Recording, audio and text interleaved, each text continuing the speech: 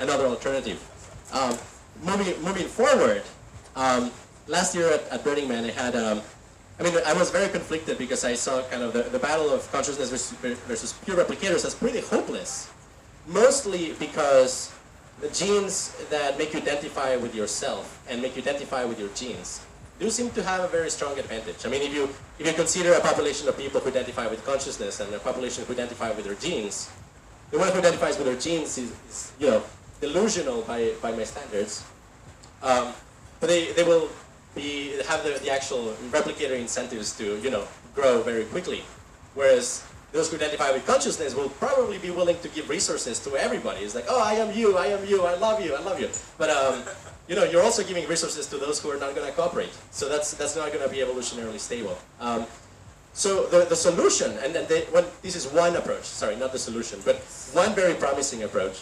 It's child molesters, and because that's an evolutionary strategy.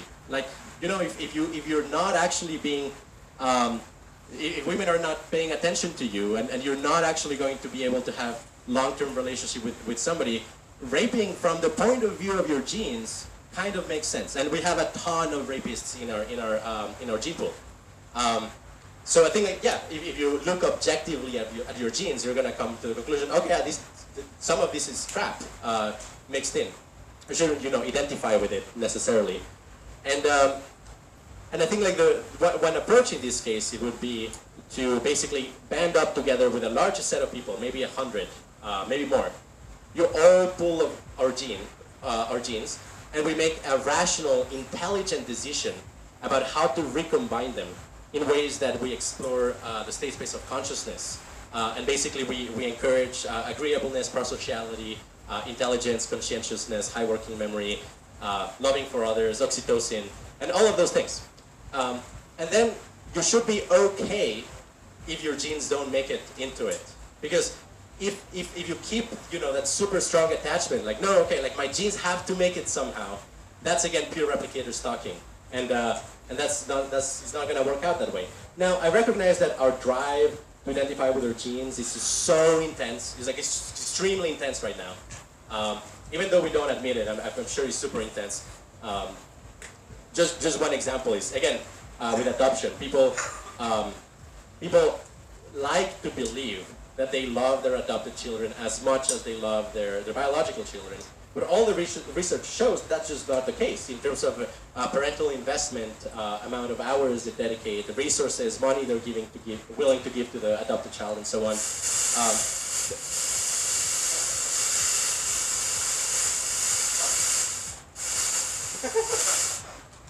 Cool. Is that the speakers? Oh, it's feedback. Is it feedback? It's the wind. It's the wind. Yeah. Oh, okay, cool. Okay, cool, awesome. So because our drive to identify with our genes is so intense right now, we may need to kind of approach these very slowly. And here's one way to get there. Basically, you could have a program where the government or international consciousness dedicated organization has the following scheme. So what they do is, let's say you and your partner, you want to have a kid. And how this is going to play out is they say, okay, we will recombine your genes and your partner's genes, and your kids will have half of their genetic makeup will be the combination of you and your partner, and the other half will be a set of genes that we have kind of vetted for prosociality and health and working memory and oxytocin and so on. So in one generation or two, of course this will be extremely controversial at first, but in one generation or two, you will see that the kids, the kids who actually are part of this program, they will be top of the class, they will be winning Fields medals, Nobel Prizes, and everybody's going to start to get jealous. And in a sense, even from the selfish gene perspective, it will start to make sense to actually go through this. Because if you want your genes to have any chance of being there in the future, having even just a half of them as you would have otherwise, still increases the chances versus zero, which would be the alternative. So that's one other possibility for alternative reproduction.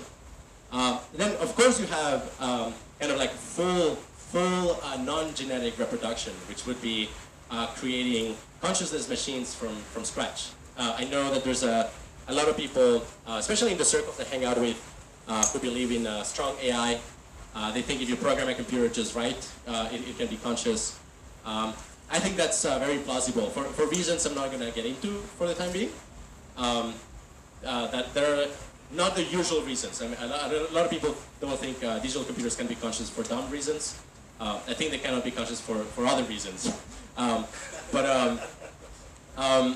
But yeah, no. However, you could basically build brains from scratch, basically using stacks of in vitro neurons, and basically organize them in such a way that they produce very high valence. They're organized to basically live through gradients of bliss and be super intelligent.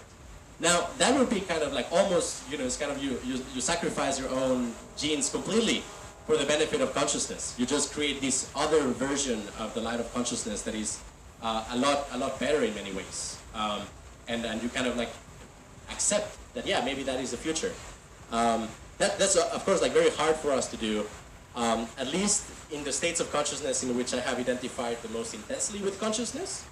I'm totally okay with a world that just has like nothing resembling like humans, but that in which consciousness is extremely intelligent and it is extremely blissful. I think like that would be extremely valuable. But most of the time I identify partly as a human, and that doesn't seem very appealing to me. I don't feel like I would be there. However, again, if open individualism is true, and we are all the light of consciousness, hey, creating a heaven world, you would be there, even if there's like no causal continuity or not genetic continuity, because all of those are illusory continuities to begin with. Cool. All right. Yeah, okay, a couple more, two more topics, and then I'm going to open it up for a Q&A. So, one of them is hyperesthesia. Hyperesthicity. This is a term by Nick Land. Basically, it's the idea of ideas that makes themselves real. I think consciousness is extremely powerful, and we can see this at Burning Man, where basically it's not the case that you can explain what goes on in the universe without consciousness. And the reason is that there's a lot of ideas that to actually get them and make them happen, they have this irreducible complexity component, that you need to understand all of the pieces of information at once for the thing to actually be built, or the thing to actually work. So in this sense, consciousness really has this powerful way of completely altering reality. There's like a strong version of this. I call the strong Klon hypothesis, which in philosophy would be basically called Herculean idealism, which is the idea that actually there's just mind. We're all in the mind of God, and basically whatever you believe is true becomes true. In this view, basically, we all together right now believe that we're in the moon. We would be in the moon. And the reason why this doesn't happen individually is because you need kind of like a threshold of a number of consciousness bits to actually make this happen. I think that's unlikely. However, the weak version of Klon hypothesis, I think is totally real. I mean, basically, fetching in the space of irreducible complexity for ideas, you can completely alter the world entirely. I mean, again, one of those examples is alternative reproductive strategies.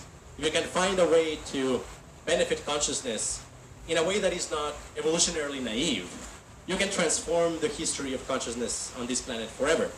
And it's not going to be, just more of the same. There's actually a sharp discontinuity at this point. Which is, one of the reasons why psychedelics can be so transformative, not only at the level of the self, but collectively, because with psychedelics you have more consciousness. There's more information in your experience.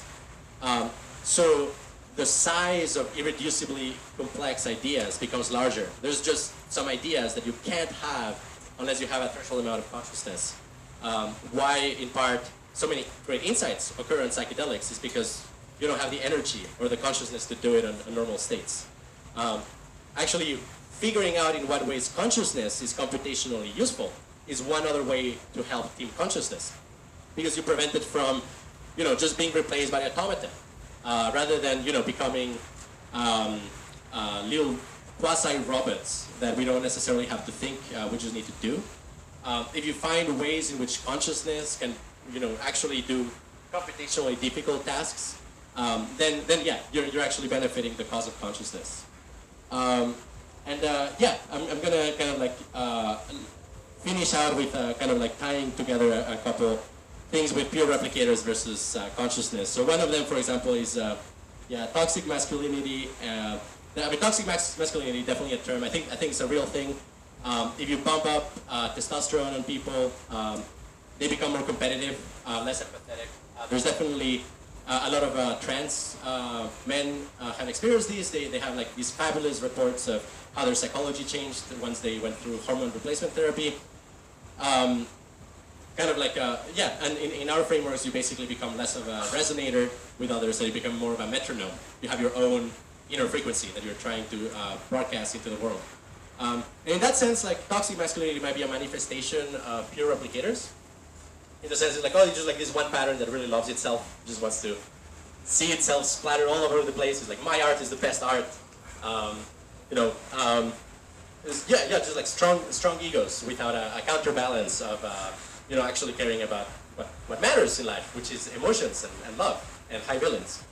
But you also have, on the opposite extreme, I hope nobody hates me for this, because toxic masculinity already kind of, it's like blaming a gender to some extent. I'm gonna flip it around. Naive femininity, which is just being very open and loving for everybody, which is great on its own, but not evolutionarily stable. Because again, if you don't have a way of rooting out defectors, eventually your community just gets completely filled with defectors. That's just how it is. So you actually need to combine the two. You need to combine, resonating, beautiful femininity with game theory aware masculinity. Although, again, putting gender levels here is probably not appropriate because these are just patterns of qualia, and it's not really, there's not really ground truth to the genders to begin with. We could have been 3 genders, we could have been 17 genders if evolution had turned out differently. So there's not really kind of like an essence of each gender. But yeah, you can see this in kind of like a lot of places. For example, rap music tends to be more pure replicator focused. It's kind of like promoting the self, very egotistic. It's not necessarily all rap music, but there's like a general tendency. Whereas classical music tends to actually focus more on valence engineering, actually figuring out patterns that sound very interesting and expand your mind without kind of this, tribal pure replicator dynamic.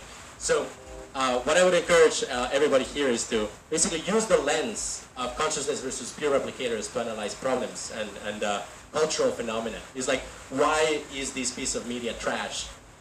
It's not just a judgment, it's not because I'm just judgmental or not open, it's because it's just promoting a pattern that doesn't add value. I think it's okay to judge some pieces of media as really trashy for that reason, that they're just, viruses in the mind. I think that's totally okay. And with that, I'll open up for Q&A. Yes. Amazing, thank you. But the framework feels like super incomplete in a sense, because it feels like this framework is still stuck in the sense of duality. You are still burning all your energy to actually survive against replicators. So in a sense, when you put it in a way, replicators versus consciousness, again, it's a dual state, good versus evil. So your framework collapses into your first step, so it's incomplete in a sense. I'm not sure about that, because you could have, consciousness could win. It could actually just completely win. And there's no winning and losing in a sense. What you're saying, step 2, also applies to all things. I'm not sure. We can talk about it offline. It's called strange loops, paradoxical loops. You're talking about computation in a sense, the way you frame your solutions, it's still computationally. This is good, this is building blocks, you just said building blocks for enlightenment in means of intellectually.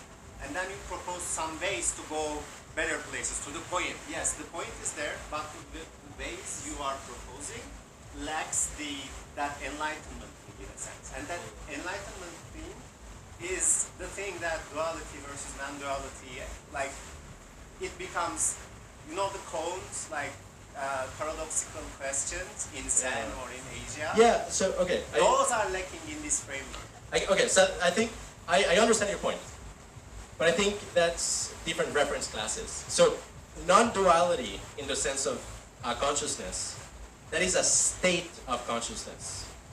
That and is it's the loop again. It's no, I think this makes sense. So, the enlightenment, the non-duality is a state of consciousness, but you could still talk about intellectually about enlightenment winning in the sense of enlightenment being the main state of consciousness around.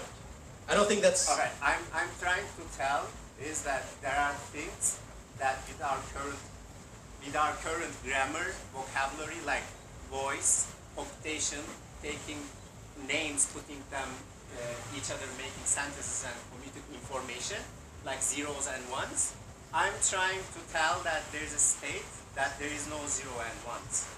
Sure. And that's a state of consciousness, yes. And I think that's a very valuable state of consciousness. But as you said, when? Yeah, we can talk about it offline. Yeah. Is this on? Tell me, what do you think are the most common positive, like, states of consciousness and valence at Burning Man? Oh, that's super interesting. I mean, I think like radical openness. When you approach somebody in a random camp and you just ask them like, you know, what do you like about life? And like the fact that people just like go on a rant about what they like about life.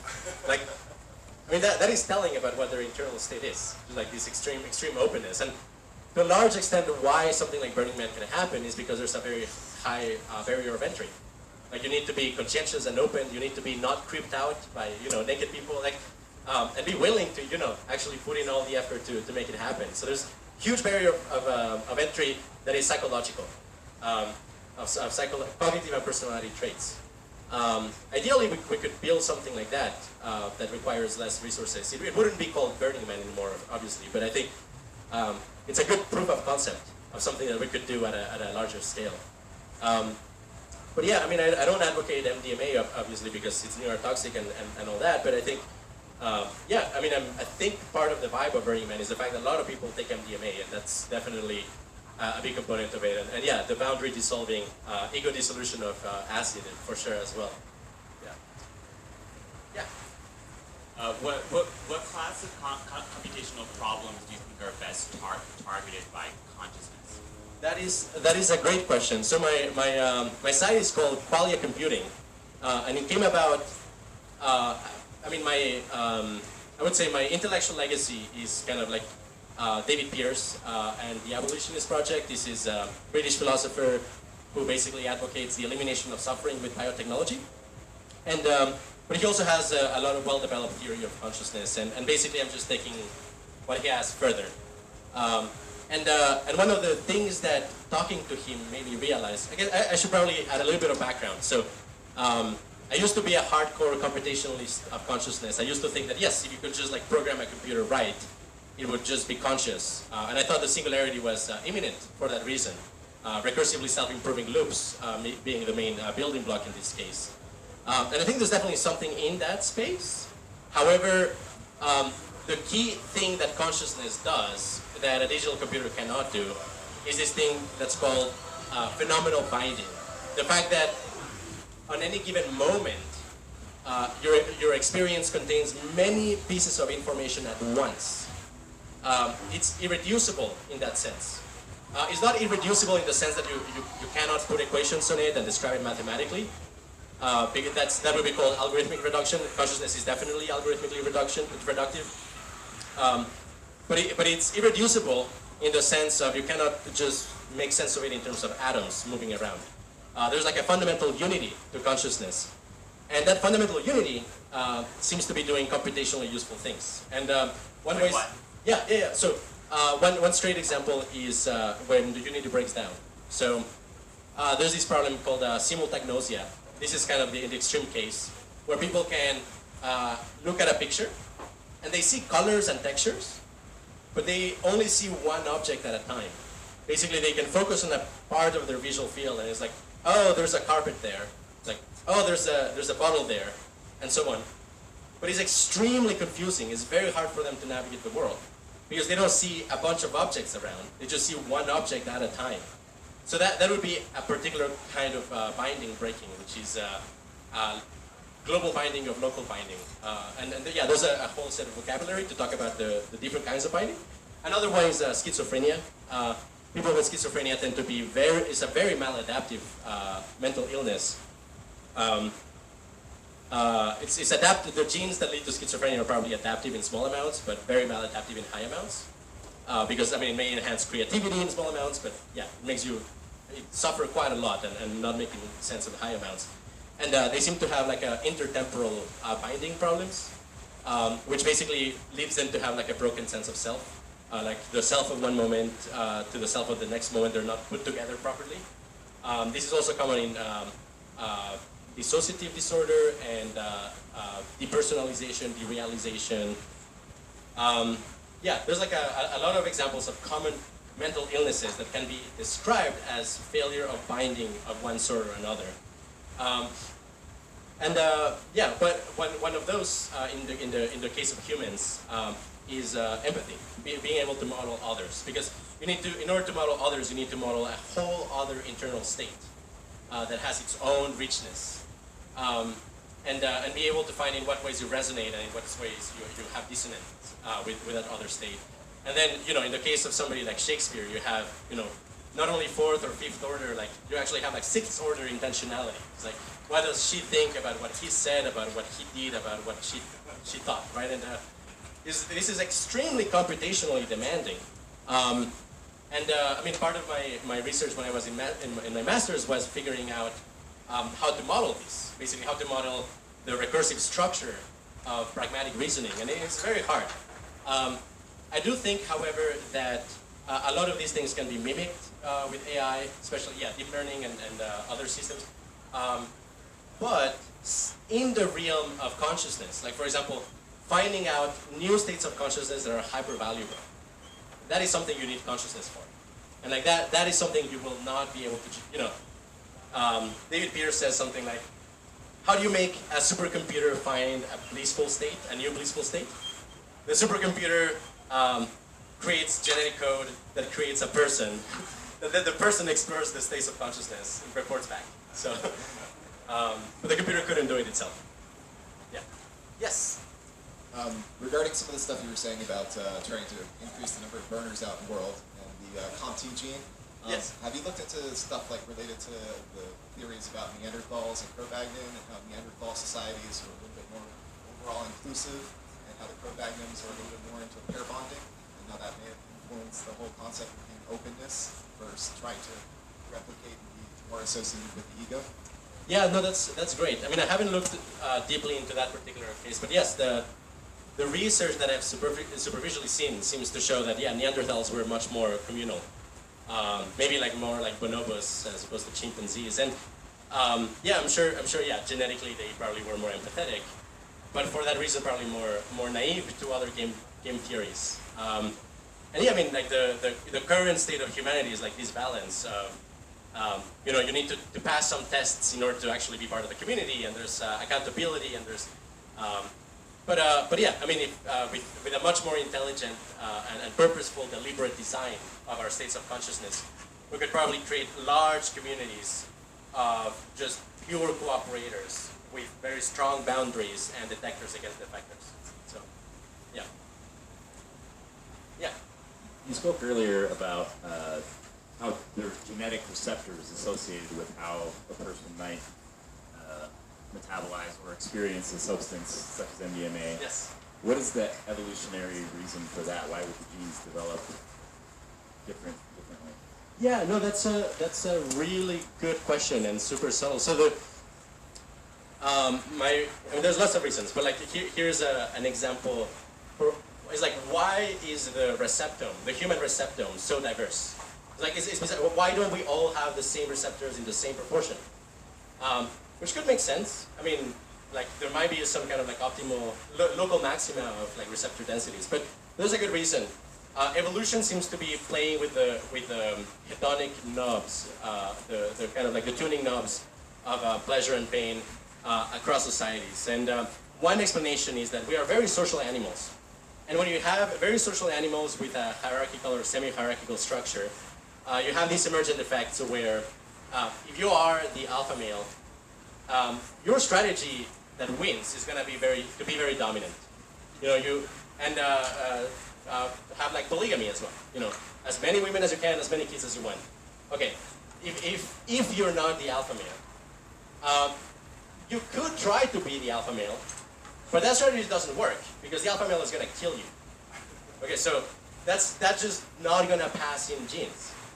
If instead what you have is some kind of a trigger mechanism and general distribution of genes in the genetic pool, such that if you suspect you're not the alpha male, you switch into a beta male or delta male strategy, where basically you avoid conflict. You just go with the flow and hope that at least you get one partner and you have 2 kids. And that strategy will leave copies of the genes. So when you have, basically communities that are semi-hierarchical, having a multiplicity of receptors and various mood strategies really pays off. So yeah, it's for a very interesting, tricky reason. Yeah. Thank you for speaking. I'm a big fan of your mind. I think it's really special the way that you've laid this out. Although, Derek, God knows most of it has gone over my head. But my question is about, and you spoke a little bit about dominance, and what it evokes for me is this feeling of proprietorship that comes with this elevation of levels of consciousness. And if there's an inherent hierarchy in the ways that people progress through this staging, you know, one of my fears, or maybe it's just a paranoia, is what I've seen is people have created a kind of cattle on which they can raise their society and their civilization. Whether it's domesticating animals to become workers for them, or whether it's by domesticating actual cows to be food. And I wonder if in the effort to dominate over this replicating other, if consciousness is at a risk of creating its own, you know, hierarchy much like that, and if those cattle end up being humans themselves, what do you think about that? And do you think that's actually a risk? That's a wonderful question. I mean, I would start out by saying that the idea of a hierarchy tends to cause negative feelings. It definitely causes strong negative feelings in me. Probably people in burners as well in general. But that may be a temperamental thing. There's people who are totally okay with a hierarchy. And the evolutionary strategy that works best is that probably people feeling okay with it is probably what's going to happen. That said, I do think there's ways to overcome it. So let me kind of like paint a picture of maybe like consciousness winning. So you would have basically this thing I call wiki consciousness. It's basically this repertoire of all of the experiences that everybody has had. So basically this is a future where mind melding is possible. You can connect your thalamus to somebody else's thalamus. You can become one entity with that person. And then you can also connect to wiki consciousness, which functionally works as God, basically, just like this super sentient intelligence that gathers all of our experiences. I mean, a lot of people who are spiritual would say that's already happening. You know, like we were born and then we die and then we give out our karma and our experiences to the higher self. I'm agnostic about that. I think it's unlikely, but I think it's a wonderful idea, and I think we could make it real. There's no reason why to waste any memory at all. And then in addition, because wiki consciousness has all of these different this wide repertoire and this formal mathematical understanding of consciousness, it also gives you the freedom to experience any state of consciousness you want. So now the other thing that comes with this is open individualism. It's like you maybe feel like a separate individual entity alone in the universe. You connect with wiki consciousness and you realize, oh, actually I'm also God. Everybody's God. It's just this one line of consciousness. So I'm okay incarnating temporarily as this link in this very large network doing my function. Just like, you know, a liver cell may do its job best if it's not trying to become a brain cell. Now, I think that works best when you have the option of remembering who you truly are, because you don't feel permanently isolated. You don't feel like it was imposed on you. You did it out of your own free will. So that's like one scenario. And in this case, actually, what the whole society would be trying to achieve is explore the state space of consciousness. I mean, similar to the part of the economy right now that is based on trading information about the state space of consciousness. You know, like movie makers, these people who make designer drugs, or writers and artists. You know, they're trading resources for sharing very valuable experiences with others. In this place where consciousness won, the entire use of resources is utilized for exploring the state space of consciousness for the benefit of just everybody and the free access of it. So yeah, and in that sense, yeah, you could have a hierarchy, but it would be an okay hierarchy because it's optional. You can always remember your God. So you're at Burning Man right now. Do you see that as more of an experience of resonating or metronoming? Oh, I think it's a very good combination of the two. I think people are in a very resonant state. They're like very willing to and open to resonate with art and others. The people who planned the art definitely, crafted their own idea, but they were inspired by other art from previous years. So I would say it's like the seamless blend between them. I think it's like a success case of both worlds. Yeah. Hello, hi. Just two quick comments on the question. The first is the replicators versus consciousness argument. It seems to kind of fall down a bit in the game you're trying to avoid, like a win-lose game, in that it kind of neglects some of the systems thinking of diversity and non-linearity that actually that cohort of our humanity is integral to this part of our humanity. The one can't exist without the other. The only reason that it is we're talking about it is because it's something to talk about. So to set up that we're now in a win-lose game is kind of falling into the trap that you're kind of speaking to avoid. And I and not just in systems theory, but in the Buddhist notion of pratitya samutpada, the dependent co-origination, that the reason why we think in the way we do is because of that. So if there was nothing to talk about, if there wasn't there, we wouldn't have anything to talk about. The second is a comment is in terms of MDMA deaths. This is in my province in Ontario, Canada. 85%. Last time I looked, this is maybe 5 or 6 years ago, were East Asian origin, people who died from MDMA toxicity.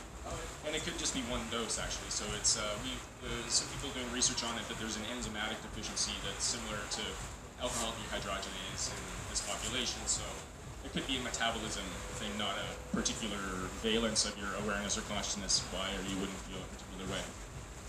So the third in my question is win-lose game or not. I'm with you in terms of elevating and enlightening and opening up to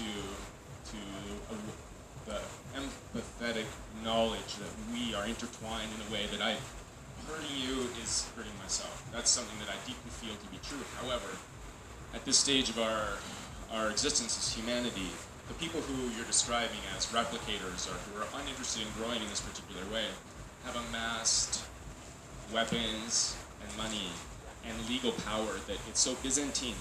I can't even participate in the political process properly to make large-scale changes. And now there's more and more growing clear that we don't have a luxury of time. So my question is, how does does violence play into this? And I don't mean necessarily hurting other people, but taking over, not allowing this to continue in a way, and I wonder if you have a comment on that or you thought about that. Yeah. Temperamentally, I'm extremely nonviolent. Probably most of my life I would describe myself as a pacifist just by principle. And I think generating the consciousness of pacifism is very good. I mean, I love that consciousness. I love Jainism for that reason, just like extreme commitment to non-violence. That said, in some situations, I think it's important to react appropriately. That said, it should be minimized as much as possible, precisely because it can lead to, basically runaway scenarios where violence replicates more violence. Several of the approaches that are in line are things such as basically appealing to greed, for example, or appealing to jealousy, in order to lure people who are very powerful into having ecstatic experiences. So it's kind of if you describe MDMA to to somebody who's really powerful with lots of weapons and lots of money as something that makes you love everybody, they would probably have an immediate mimetic immunity against doing it.